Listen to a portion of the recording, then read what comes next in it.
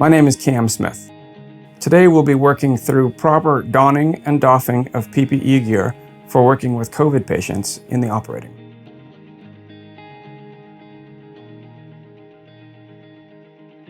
More than one donning method may be acceptable. Please train and practice using your healthcare facility's procedures. Today we will demonstrate one example of donning. First, identify and gather your proper PPE to don. Ensure that the choice of your gown size is correct. Second, perform adequate hand hygiene using hand sanitizer or soap and water. Third, put on your undergloves. Fourth, put on a neck cover. Disposable towels should be folded at least double thickness and fitted tight enough around the neck to prevent easy access to the front of the neck and extend far enough down the chest to lie under the collar of the gown. Towels around the neck can be secured using plastic or metal clamps. Next, put on an isolation gown. Assistance may be needed from other healthcare personnel. Tie all ties on the gown. Next, put on a NIOSH-approved N95 or better filtering facepiece respirator.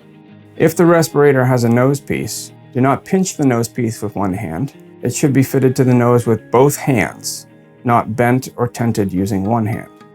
Respirators and face masks should extend under the chin. Both your mouth and nose should be protected. Do not wear a respirator or face mask under your chin or store it in your scrub pockets between patients.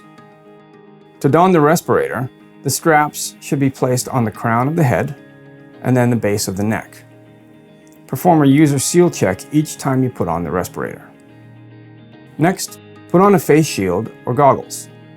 When wearing an N95 respirator or half-face elastomeric mask, select the proper eye protection to ensure that the respirator does not interfere with correct positioning of the eye protection and that the eye protection does not interfere with correct positioning of the respirator. The face shield should provide full face coverage. Goggles also provide excellent protection for the eyes, but fogging is more common. Put on a surgical hood. The utility of a surgical hood is to cover any gap that may exist between the face shield and the forehead.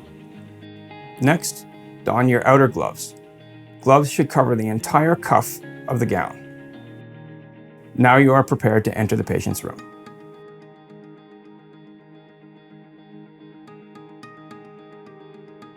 More than one doffing method may be acceptable. Please train and practice using your healthcare facility's procedures. The following is one example of doffing. Initially, you should remove your outer gloves and gown as a single unit. Ensure that all gown ties are loose or easily broken in the process of removing the gown.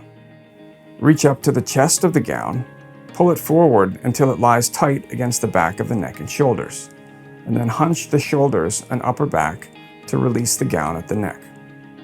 Carefully pull the gown down and away from the body, removing the outer gloves with the gown. Roll the gown such that the outer surface of the gown and gloves are contained within the roll. Dispose of the gown and gloves in an appropriate trash receptacle. Second, perform some hand hygiene. Clean the outer surface of your inner gloves. Remove the surgical hood. Next, remove your face shield or goggles. Carefully remove the face shield or goggles by grabbing the strap and pulling upwards and away from the head. Do not touch the front of the face shield or goggles. If the face shield or goggles are to be reused, they should be set aside and decontaminated according to your facility protocols. After setting aside the face shield, perform hand hygiene again, cleaning the outer surface of your inner gloves. Next, remove and discard your respirator or face mask. Remove the bottom strap only by touching the strap and not the mask itself. Lift it carefully over the head. Then grasp the top strap and bring it carefully over the head. Pull the respirator away from the face without touching the front of the respirator. If respirators are to be reused, they should be set aside and decontaminated according to facility protocols. Again, perform some hand hygiene and clean the outer surface of the inner gloves. Unclip and remove the towel drape from the neck.